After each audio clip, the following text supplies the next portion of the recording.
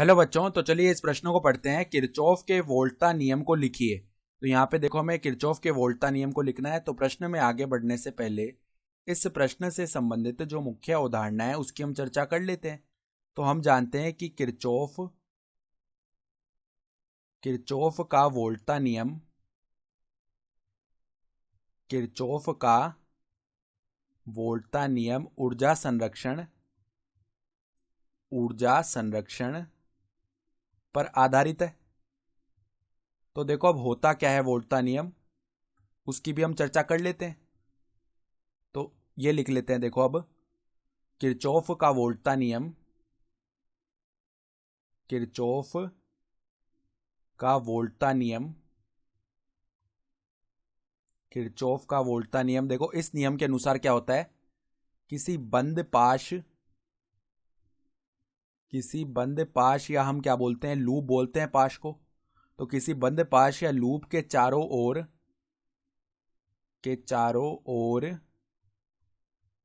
विभवपात, या बोल सकते हैं विभव में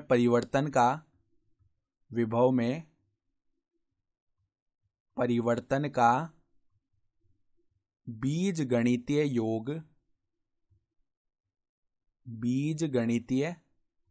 योग शून्य होता है, सदैव शून्य होता है। ठीक है। इसका अर्थ क्या हो गया, मान लो हमारे पास इस प्रकार का कोई बंद लूप है।